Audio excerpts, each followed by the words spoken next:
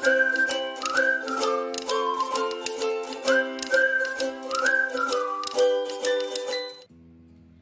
Friends, അപ്പോൾ last വീഡിയോയിൽ പറഞ്ഞ പോലെ ഞാൻ ഇന്ന് വന്നിരിക്കുന്നത് ഒരു ദിവസം ഇൻ്റർമീഡിയറ്റ് ഫാസ്റ്റിങ്ങിൽ ഞാൻ എന്തൊക്കെ ഫുഡ് എങ്ങനെയൊക്കെ കഴിക്കുന്നു എന്ന് കാണിക്കാൻ വേണ്ടിയിട്ടാണ്. ഞാൻ 3 ദിവസം ഓൾട്ടർനേറ്റ് ആയിട്ടാണ് ഒരു ആഴ്ചയിൽ ഇൻ്റർമീഡിയറ്റ് ഫാസ്റ്റിംഗ് ചെയ്യുന്നത്. 16:8 ഇൻ്റർമീഡിയറ്റ് ഫാസ്റ്റിംഗ് ആണ് ഞാൻ ഫോളോ ചെയ്യുന്നത്. ഇന്നിപ്പം ഫാസ്റ്റിംഗ് വിൻഡോയിൽ ഞാൻ വെള്ളം മാത്രമേ കുടിച്ചിട്ടുള്ളൂ. 11 o'clock ഞാൻ എൻ്റെ ഫാസ്റ്റ് ഓപ്പൺ ചെയ്യാറാണ് പതിവ്, രാവിലെ 11 o'clock. അപ്പോൾ ബ്രേക്ക്ഫാസ്റ്റ് എന്താണെന്ന് നമുക്ക് കാണാം. അപ്പോൾ ഇന്ന് ഞാൻ കഴിക്കാൻ പോകുന്നത് ഒരു ബേബി സ്പിനച്ച് ഓംലെറ്റും ബ്രൗൺ ബ്രെഡ് ടോസ്റ്റാണ്. ഇതിന് ഞാൻ 2 മുട്ട ഇങ്ങനെ ഒരു ബൗളിൽ ഇട്ടിട്ടുണ്ട്. അതിൻ്റെ കൂടെ ഇച്ചിരി അല്പം ഉപ്പും അല്പം ചില്ലി ഫ്ലേക്സും ഇട്ട് കൊടുത്തിട്ടുണ്ട്. നിങ്ങൾക്ക് കുരുമുളക് വേണമെങ്കിൽ ഇടാം കേട്ടോ. പിന്നെ പാനിൽ അല്പം ഓലിവ് ഓയിൽ ചൂടാക്കിയിട്ട് അതിലൊരു അരമുറി അനിയൻ ചോപ്പ് ചെയ്തത് ഇട്ട് കൊടുത്തിട്ടുണ്ട്. അതിൻ്റെ കൂടെ ഇച്ചിരി ഉപ്പും കൂടെ ചേർത്തിട്ട് ഞാനതൊന്ന് സോട്ടേ ചെയ്ത് എടുക്കുകയാണ്. അനിയൻ ഇച്ചിരി സോഫ്റ്റായി കിട്ടുമ്പോഴത്തേക്കും നമുക്കതിലോട്ട് ഒരു കൈപ്പിടി അത്രയും ബേബി സ്പിനച്ച് വാഷ് ചെയ്തത് ഇട്ട് കൊടുക്കാം. നിങ്ങൾക്ക് സാധാരണ സ്പിനച്ച് ചോപ്പ് ചെയ്ത് വിടാം. എൻ്റെ അടുത്ത് ബേബി സ്പിനച്ച് ആയിരുന്നു, അതുകൊണ്ടാണ് ഇത് യൂസ് ചെയ്യുന്നത്. ഇനി ഈ ബേബി സ്പിനച്ച് ഒന്ന് ചെറുതാവണം. അത് അങ്ങ് കുറയും, അതിൻ്റെ വെള്ളമൊക്കെ പോയിട്ട് അങ്ങ് കുറയും. ഇത് കണ്ടോ, ഇതുപോലത്തെ പരിവാവണം. അപ്പോഴാണ് അത് പ്രോപ്പർലി കുക്ക് ആവണത്. അപ്പം ഇനി നമുക്ക് അതിലോട്ട് നമ്മൾ ബീറ്റ് ചെയ്ത് വെച്ചിരിക്കണം മുട്ടയും കൂടെ ചേർത്ത് കൊടുക്കാം. ഇനി ഈ മുട്ട ഓംലെറ്റ് ഒന്ന് ഞാൻ സ്പ്രെഡ് ചെയ്ത് കൊടുക്കാം. എന്നിട്ട് മൂടി വെച്ചിട്ട് കുക്ക് ചെയ്തെടുക്കണം. 2 സൈഡും ഈവനായിട്ട് കുക്ക് ചെയ്യുന്ന രീതിയിൽ വേണം. അപ്പോൾ മൂടി വെച്ചിട്ട് ഞാൻ ഒരു സൈഡ് കുക്ക് ചെയ്തിട്ട് പിന്നെ ഫ്ലിപ്പ് ചെയ്യാം നമുക്ക്. ഇതിൻ്റെ കൂടെ ഞാൻ കഴിക്കാൻ പോകുന്നത് ബ്രൗൺ ബ്രെഡിൻ്റെ ടോസ്റ്റാണ്. ടോസ്റ്റ് എന്ന് വെച്ചാൽ ബട്ടറോ നെയ്യോ ഒന്നും തേച്ചിട്ടില്ല, വെറുതെ ഞാൻ തവയിലൊന്ന് ചൂടാക്കുന്നതേ ഉള്ളൂ. എനിക്ക് തണുത്ത ബ്രെഡ് അങ്ങനെ കഴിക്കാൻ ഇഷ്ടമില്ലാത്ത കാരണമാണ് ഇതുപോലെ ചെയ്യുന്നത്. അപ്പോൾ 2 സ്ലൈസ് ബ്രൗൺ ബ്രെഡ് എടുത്തിട്ടുണ്ട്. ഇനി ഈ ഓംലെറ്റ് നമ്മുടെ ഒരു സൈഡ് കുക്കായി കിട്ടിയിട്ടുണ്ട്. ഇതിനെ ഒന്ന് നമുക്ക് ഫ്ലിപ്പ് ചെയ്തിടാം. ഇൻ്റർമീഡിയറ്റ് ഫാസ്റ്റിങ്ങിൽ ശ്രദ്ധിക്കേണ്ട ഒരു കാര്യം ഞാൻ കഴിഞ്ഞ വീഡിയോയിലും പറഞ്ഞായിരുന്നു. നമ്മുടെ മീൽസൊക്കെ നല്ല ബാലൻസ് മീലായിരിക്കണം. പ്രോട്ടീൻ, ഫൈബർ, ഫാറ്റും കാർബ്സും എല്ലാം അടങ്ങിയ ഒരു മീലായിരിക്കണം. അപ്പോൾ അതുപോലത്തെ ഒരു ബ്രേക്ക്ഫാസ്റ്റാണ് ഞാൻ ഇന്ന് ചൂസ് ചെയ്തിരിക്കുന്നത്. മുട്ടയിൽ നമുക്ക് അത്യാവശ്യം പ്രോട്ടീൻസും ഫാറ്റ്സും ലഭിക്കും. പിന്നെ ബ്രൗൺ ബ്രെഡിൽ കാർബ്സും ഫൈബറും കിട്ടും. അതുപോലെ സ്പിനച്ചിൽ നമുക്ക് കുറച്ച് ഫൈബറും കിട്ടും. അപ്പോൾ എല്ലാം കൊണ്ട് റിച്ച് ആയിട്ടുള്ള ഒരു ബ്രേക്ക്ഫാസ്റ്റ് തന്നെയാണിത്. അപ്പോൾ നമ്മുടെ 2 സൈഡും നല്ലോണം കുക്ക് ചെയ്ത് കിട്ടിയിട്ടുണ്ട്. ഇനി നമുക്ക് ബ്രേക്ക്ഫാസ്റ്റ് സെർവ് ചെയ്യാം.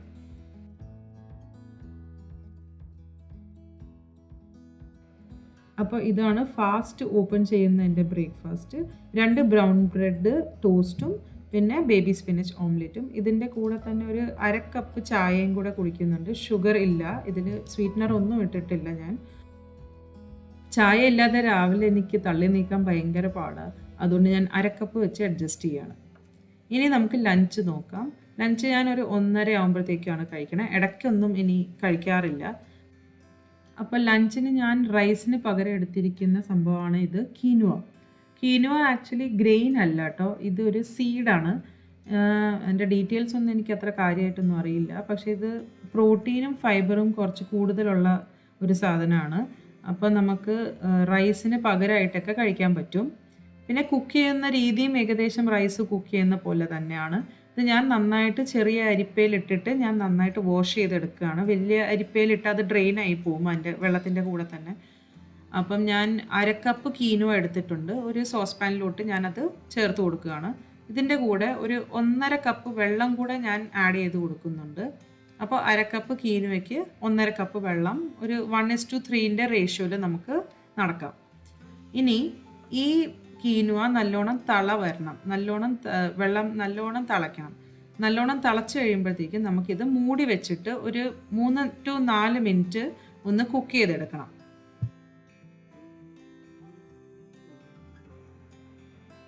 ഒരു 3 to 4 മിനിറ്റ് കഴിയുമ്പോഴത്തേക്കും ഈ കീനുവയുടെ സീഡിൽ കൂടെ ഒരു ചെറിയൊരു ടെയിലിലേക്ക് ഒരു വാല് പോലത്തെ ഒരു സ്ട്രക്ചർ പുറത്തോട്ട് ഇറങ്ങി വരും, ഒരു വെളുത്ത സംഭവം. അതിപ്പോൾ നിങ്ങൾക്ക് കണ്ടാൽ മനസ്സിലാവും. ഓരോ സീഡ്സിലും ഒരു ചെറിയൊരു വൈറ്റ് ടെയിൽ ഫോർമേഷൻ കാണാം നമുക്ക് ചെറുതായിട്ട്. അപ്പം നമ്മൾ ഇനി ഇത് തുറന്ന് വെച്ചിട്ട് ആ വെള്ളം ഫുള്ള് വറ്റുന്ന വരെ കുക്ക് ചെയ്തെടുക്കണം. ആ വെള്ളം ഫുള്ള് വറ്റുന്ന വരെ അത് കുക്ക് ആകുമ്പോഴത്തേക്കും എല്ലാ സീഡ്സിലും ഈവൻ ആയിട്ട് ആ ടെയിൽ ഫോർമേഷൻ നമുക്ക് കാണാൻ പറ്റും. അതാണ് കീനുവ കുക്കായെന്നുള്ള ഒരു മാർക്ക്. അപ്പോൾ കുക്ക് ചെയ്ത കീനുവ ഞാൻ ഇങ്ങനെ ഒരു പ്ലേറ്റിലോട്ട് നിരത്തി ഇട്ട് കൊടുത്തിട്ടുണ്ട്. ചെറുതായിട്ടൊന്ന് ഇതൊന്ന് ആറിക്കിട്ടണം. എന്നിട്ട് നമുക്കത് തൈര് ചേർത്തിട്ട് തൈര് സാദമായിട്ട് മാറ്റാം. ഇതിന് ഞാൻ 2 ടേബിൾ സ്പൂൺ കട്ട തൈര് ഇട്ട് കൊടുക്കുന്നുണ്ട്.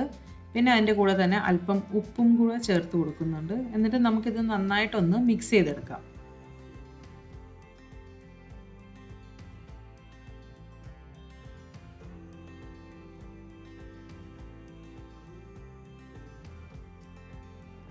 ഇനി ഈ തൈര് സാദത്തിലോട്ട് ടെമ്പറിങ് ആഡ് ചെയ്യാൻ പോവാണ്. കടുവറുക്കാനുള്ള സാധനങ്ങൾ.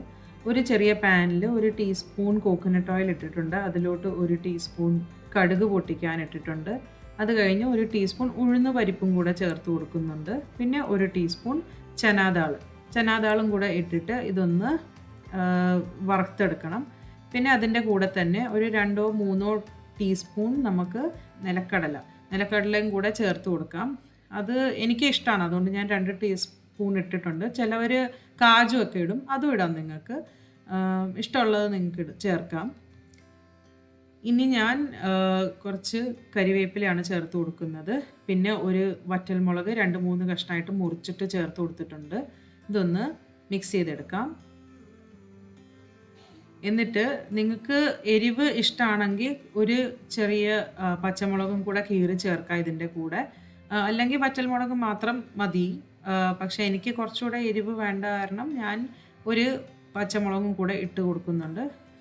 മതിയാവും. ഇനിയിപ്പം നമുക്ക് ഈ ടെമ്പറിങ് നമ്മുടെ ഉണ്ടാക്കി വെച്ചിരിക്കുന്ന കീനുവ തൈര് മിക്സിലോട്ട് ചേർത്ത് മിക്സ് ചെയ്ത് ഇതിനെ കീനുവ തൈര് സാദമായിട്ട് മാറ്റാം.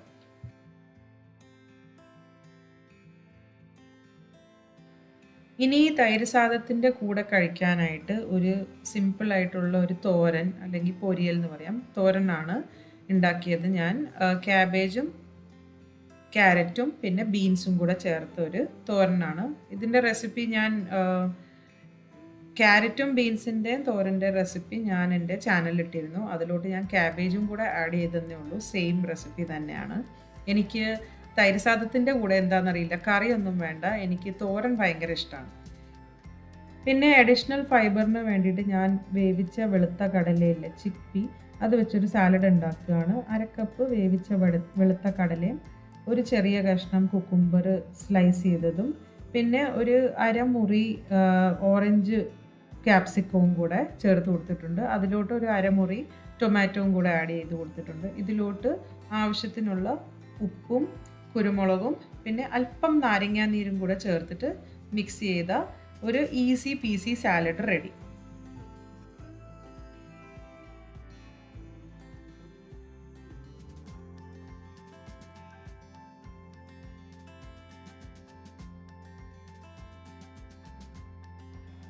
ഇനി ഞാൻ ലഞ്ച് സെർവ് ചെയ്യാൻ പോവാണ്. ആദ്യം തന്നെ കീനുവ വെച്ചുണ്ടാക്കിയ തൈര് സാദം, പിന്നെ നമ്മൾ ക്യാബേജും ക്യാരറ്റും ബീൻസും കൂടെ ചേർത്തുണ്ടാക്കിയ തോരൻ, അതും കൂടെ സെർവ് ചെയ്യാണ് ഈ പ്ലേറ്റിലോട്ട്.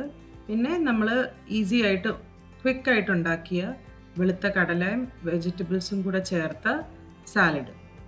ഇതിൻ്റെ കൂടെ നിങ്ങൾക്ക് എന്ത് കറി വേണമെങ്കിലും യൂസ് ചെയ്യാം. എനിക്കിത് ഇങ്ങനെ തന്നെയാണ് ഇഷ്ടം.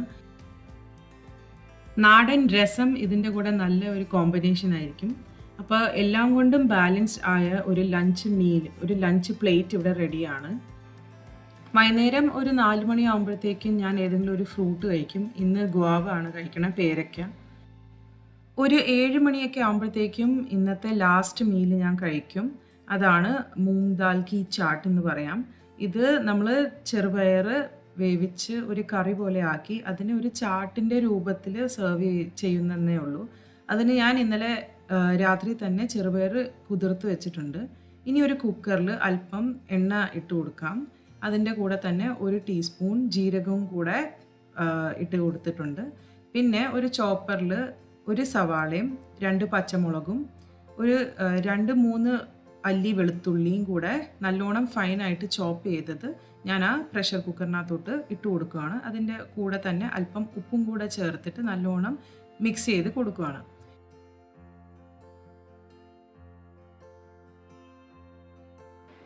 സവാള ഒന്ന് സോഫ്റ്റായി വരുമ്പോഴത്തേക്കും നമുക്ക് ഇതിലോട്ട് ഒരു ചെറിയ തക്കാളി ഫൈനായിട്ട് ചോപ്പ് ചെയ്തത് ചേർത്ത് കൊടുക്കാം. എന്നിട്ടിത് നന്നായിട്ട് മിക്സ് ചെയ്ത് കൊടുക്കണം. ഈ ടൊമാറ്റോയും കൂടെ നമുക്ക് സോഫ്റ്റായി കിട്ടണം. അത്രയും നേരം നമുക്കിത് കുക്ക് ചെയ്യണം. അല്പം വെള്ളം കൂടെ ചേർത്ത് കൊടുക്കുകയാണ്. ഒരു 1/4 കപ്പ് വെള്ളം കൂടെ ചേർത്ത് കൊടുക്കുകയാണ്, അടി പിടിക്കാതെ ഇരിക്കാൻ വേണ്ടിയിട്ടാണ്. ഇത് നമുക്ക് വേണമെങ്കിൽ മൂടി വെച്ചിട്ടും വേവിക്കാം. പ്രഷർ കുക്കറിൻ്റെ അടപ്പല്ല, സാധാരണ വേറെ ഏതെങ്കിലും അടപ്പ് വെച്ചിട്ട് മൂടി വെച്ചിട്ട് വേവിക്കാം. പിന്നെ ഇതിലോട്ട് മസാല ചേർത്ത് കൊടുക്കുകയാണ്. ഒരു 1/2 ടീസ്പൂൺ മഞ്ഞൾപ്പൊടിയും 1 ടീസ്പൂൺ കാശ്മീരി റെഡ് ചില്ലിയാണ്, കാശ്മീരി റെഡ് ചില്ലി പൗഡറും പിന്നെ 2 ടീസ്പൂണോളം മല്ലിപ്പൊടിയും കൂടെ ചേർത്ത് കൊടുക്കുകയാണ്. ഈ മസാലയൊക്കെ നന്നായിട്ടൊന്ന് മിക്സ് ചെയ്തെടുക്കുകയാണ്. ഇനി ഒരു മിനിറ്റ് വരെ ഇതൊന്ന് നമുക്ക് സോട്ടേ ചെയ്തെടുക്കാം. ആ സ്പൈസസിൻ്റെ ഒക്കെ ഒരു പച്ച മണം മാറുന്ന വരെ ഒന്ന് സോട്ടേ ചെയ്തെടുക്കാം.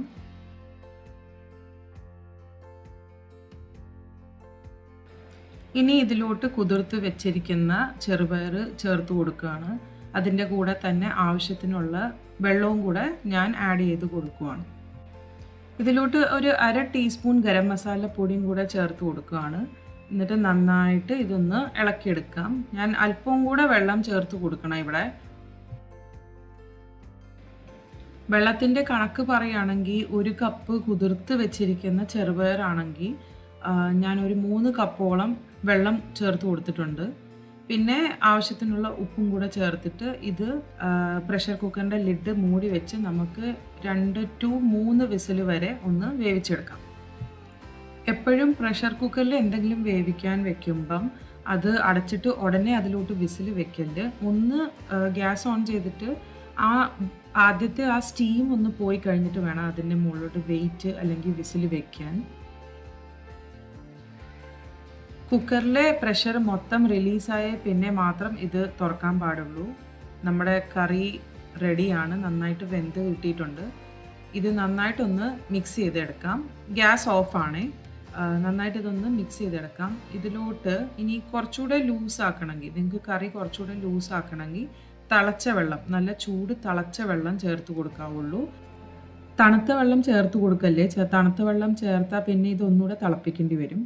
അപ്പം ഞാൻ ചാട്ട് ഉണ്ടാക്കാൻ പോവാണ്. ഇതിന് വേണ്ടിയിട്ട് ആ 3 ദാൾ നമ്മൾ ഉണ്ടാക്കി വെച്ചിരിക്കുന്ന കറി ഒരു ബോളിലോട്ട് ഇട്ടിട്ട് അതിലോട്ട് ഞാൻ ഗ്രീൻ ചട്നിയും കൂടെ കുറച്ച് ചേർത്ത് കൊടുക്കുകയാണ്. ഈ ഗ്രീൻ ചട്നി വീട്ടിലുണ്ടാക്കിയത് തന്നെയാണ്. റെസിപ്പി എൻ്റെ ചാനലിൽ നിങ്ങൾക്ക് കിട്ടും.